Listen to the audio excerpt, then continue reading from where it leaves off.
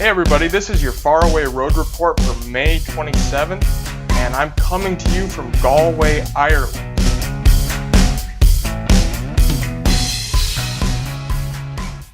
We were in Dublin, we took a train across the entire island, and now we're on the west coast in the town of Galway. Ireland lives up to its reputation as the Emerald Isle. It was a very green, very beautiful ride here.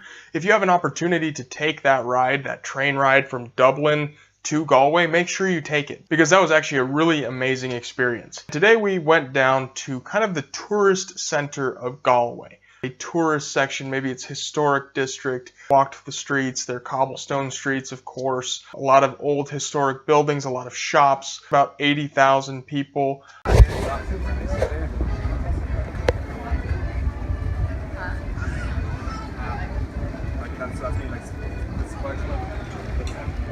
You had the street performers, everything that you would expect in a touristy section of a European city. We had lunch at a little Irish cafe.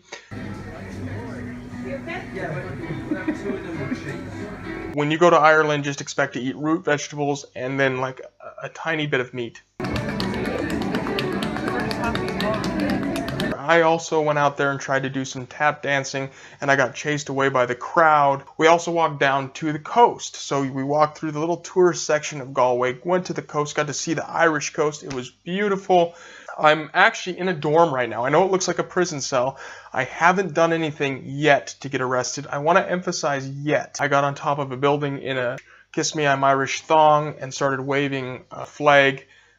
But people just sort of cheered and threw beer at me. This is not a prison cell though. This is a dorm room, a college dorm room. And one of the interesting things about Galway, if you decide to come visit this town in the summer, is that they actually rent out their college dorm rooms as places to stay for tourists. It's fairly affordable. I think I paid about $70 to stay here per night, but you get breakfast with it. So that's something to consider, and I think it's a great cause. I would rather give my money to a college than maybe a hotel chain anyway. And for $70 a night, I don't care where you're staying, whether you're in Montana or you're abroad, the $70 a night is pretty good. It's a very clean room. They have good room service. They offer you breakfast. This is not a motel where you're looking for bed bugs. I would recommend coming to this little town. You definitely want to go to Dublin because you want to have the Guinness and you want to walk through the Guinness factory, and then you want to drink even more Guinness and just kind of Guinness it up. But then when you come to Galway, you'll get to walk through a smaller town. I actually wrote a song. My song is Guinness and Talisker and Jameson. These are a few of my favorite things, and that's the end of the song. In other news, I always try to pay attention to what's going on in Montana, and I read a story today that a woman from Chicago was lost in the woods in the wilderness in Montana, and she actually made it out alive. She was found. Yes, awesome. Too many of those stories end with the opposite outcome. This was really good news to hear, and I'm very proud of the people who went out and rescued her. They did a great job. It sounds like she did a lot of things right. She used her dog for warmth. She drank from creeks, although hopefully she doesn't get Giardia or anything.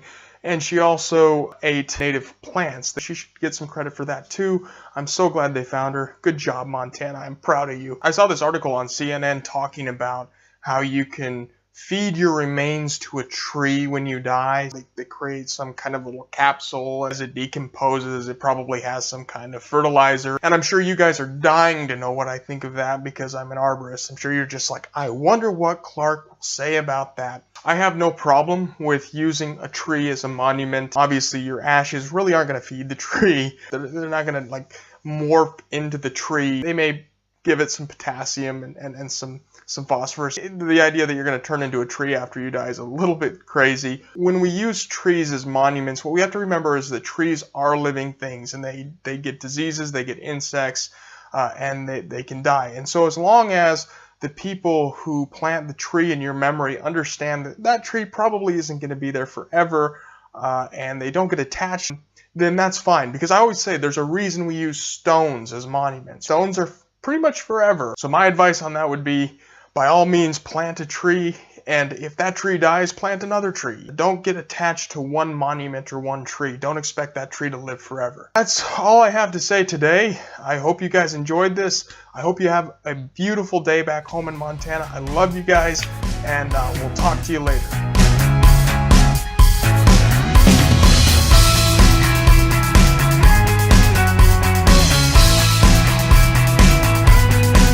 Hey Ryan, what do we say in Ireland when we stub our toe?